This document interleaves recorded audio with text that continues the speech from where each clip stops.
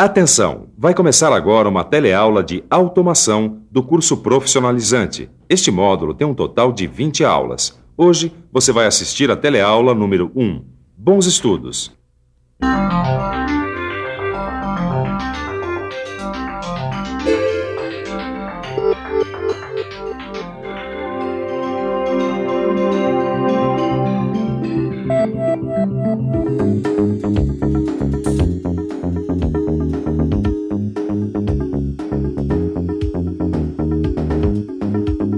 Até alguns anos atrás, todo mundo tinha muito medo de que o computador fosse dominar o mundo, lembra?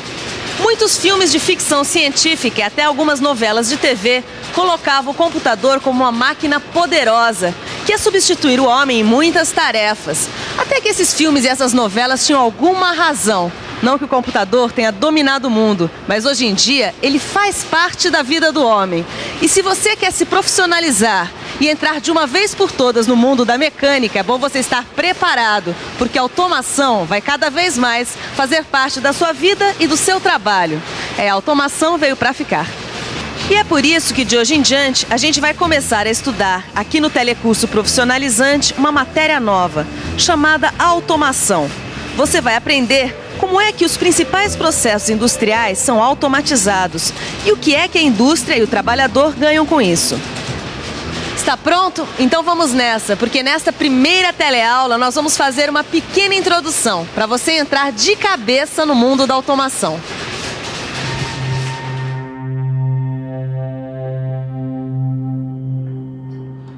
Mano, qual seria a melhor maneira para o pessoal que está lá do outro lado da tela entrar para o mundo da computação? Bom, em primeiro lugar, vamos nos apresentar. Isso. Eu sou o Manuel, mas você me chama de Mano. E eu sou o Torquato. E a gente vai acompanhar vocês nas próximas teleaulas de automação no Telecurso Profissionalizante. Agora sim. Vamos começar? Bom, a melhor maneira de começar é ir direto ao assunto. Então, vamos lá. Então, para começar, você precisa saber o conceito de automação. Você precisa saber que automação é um sistema de equipamentos mecânicos e eletrônicos. Isso. Um sistema de equipamentos eletrônicos e mecânicos que controlam seu próprio funcionamento, quase sem precisar da gente. E é bom explicar também para o telealuno a diferença entre mecanização e automação. Se liga aí. Você já sabe que a mecanização, quer dizer, as máquinas, foram criadas para substituir o nosso esforço físico, enquanto a automação foi criada para substituir o controle do homem sobre as máquinas, quer dizer, para substituir o nosso esforço mental.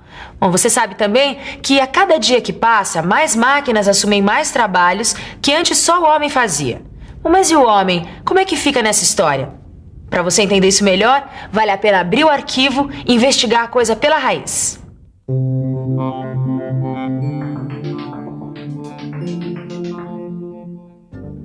A mecanização, como você sabe, começa na pré-história, há milênios, quando o homem inventou tudo o que é fundamental para transformar a natureza: a roda, a alavanca, a ferramenta, o moinho. Mas a automação só entrou na história para valer muito tempo depois, na Revolução Industrial, que começou lá na Inglaterra já no século XVIII. Quer ver um exemplo do começo da automação, ainda no século XVIII? Olha aí, o mecanismo de regulagem de fluxo de vapor nas máquinas. Essa máquina já se autorregulava há mais de 200 anos atrás. Esse mecanismo foi desenvolvido pelo famoso James Watt, o homem da máquina a vapor. Foi um grande avanço para a época. E se isso foi um grande avanço, imagine o que aconteceu quando as indústrias entraram na era da energia elétrica. E se a introdução da energia elétrica foi um avanço ainda maior, imagine o que foi quando apareceram os primeiros computadores. Torquato, se a gente acha que o nosso micro é pouco, você imagina como devia ser o primeiro computador que apareceu no mundo? Devia ser movido a tração animal. Pois é, o computador tem uma base tão antiga, né? Olha aqui, por exemplo. Isso não é um ábaco? Isso, um ábaco. E apesar dele ter sido inventado há muito tempo, ele faz cálculos incríveis, como se fosse uma calculadora. Mas, Torquato, você não vai querer comparar um ábaco com um computador, vai? Não. Eu só tô querendo dizer que o ábaco é como se fosse um antepassado do computador. É bom a gente ter na cabeça que as coisas têm uma evolução, né? Você vai entender essa evolução com esses dois sistemas pioneiros que vai ver agora. A álgebra booleana, desenvolvida por George Boole, e o método de tabulação por cartões, desenvolvido por Hermann Hollerith no final do século passado. Confira no nosso arquivo. O aparecimento das máquinas aritméticas ajudou muitos matemáticos, como George Boole. Ele desenvolveu cálculos a partir de princípios que hoje são a base da linguagem dos computadores. Depois de Boole, Hermann Hollerith apresentou a matemática da descoberta do computador. Ele desenvolveu um sistema de cartões perfurados que conseguia tabular dados com uma velocidade até então nunca vista. Tanto é que as máquinas usadas no sistema de Hollerith deram origem à própria IBM. Se a gente avançar um pouquinho mais no tempo, vamos chegar a 1946.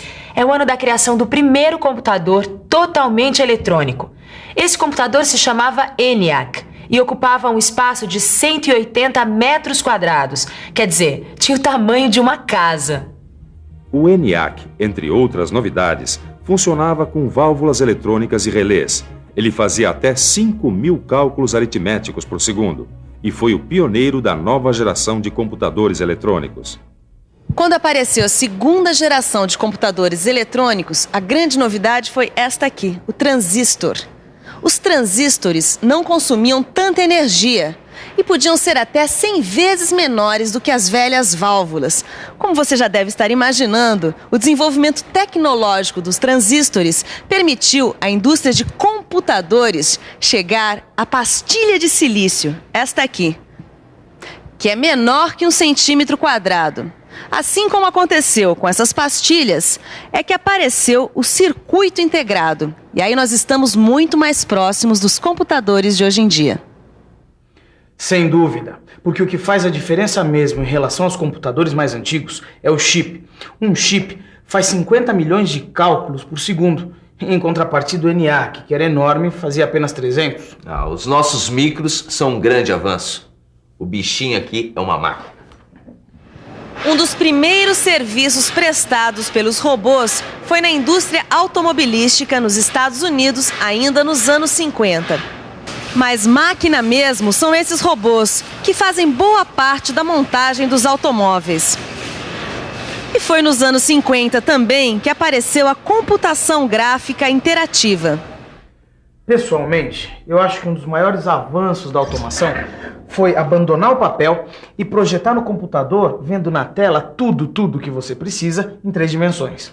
O CAD é uma revolução dentro da revolução. Você sabe o que é CAD? Computer Aided Design, ou seja, projeto auxiliado pelo computador. Você imagina o ganho de produtividade que o desenvolvimento desse sistema trouxe para as indústrias? Para ter uma ideia disso, você precisa ver primeiro como era antes, para ver então como é que ficou depois. Antes do CAD, a gente projetava utilizando caneta nanquim, lápis, réguas, transferidor e muita borracha. Cada alteração em um projeto ou em um desenho exigia uma mão de obra danada. Depois do CAD, mudou muita coisa. Cada desenho é salvo na forma de arquivo em disquete e qualquer alteração pode ser feita rapidamente sobre o original já pronto. Não é necessário que a gente guarde papel.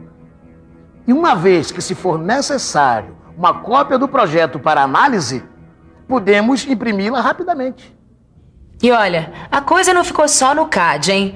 Hoje em dia, tanto o projeto como a manufatura podem ser totalmente controlados pela automação. É o chamado sistema CAD-CAM. Como você pode ver, o trabalhador convencional da indústria já não é mais o mesmo. O trabalhador da era automatizada é, sobretudo, um gerente de processo que precisa dominar a automação. Você quer conferir onde é que os equipamentos automatizados entram nos processos industriais? Então dá uma olhada.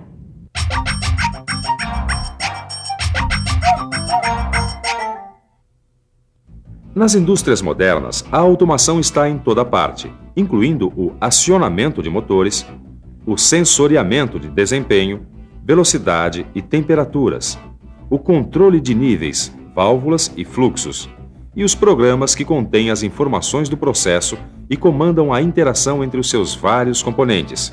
Esses programas também são chamados de softwares. Existem milhares de softwares, de programas de computador para as mais variadas atividades. automação industrial, bancária, comercial, agrícola, comunicações, transportes.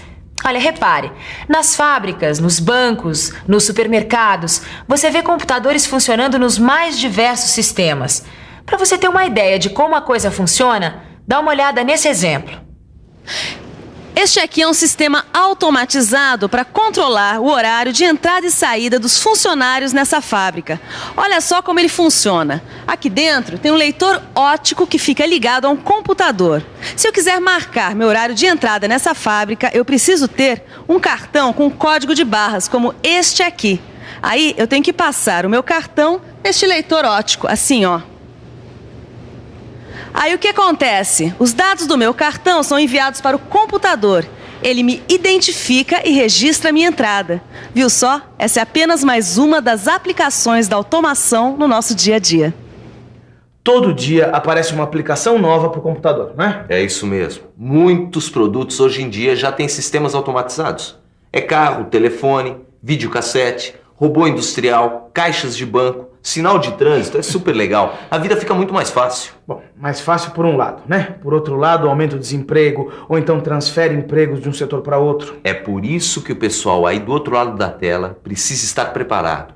Precisa evoluir junto com a tecnologia, senão fica para trás rapidinho. E, mano, você acha que eles levam jeito pra coisa? Ah, eu acho que sim. Mas vamos ver se eles vão estudar o livro, né? Vamos ver se eles conferem a revisão antes de sair por aí dizendo que já estão dominando o assunto. É isso aí. E atenção, se liga aí que é hora da revisão.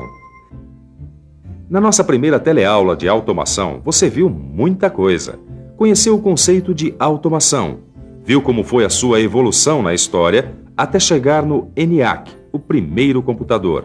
E ainda conferiu como surgiram os transistores, onde é que entra o robô e quais são as aplicações da automação. Pessoal, acho que por hoje tá bom, né? O que você acha, Torquato? Tá bom, por hoje tá bom. Estuda aí pra gente continuar na próxima. Tchau.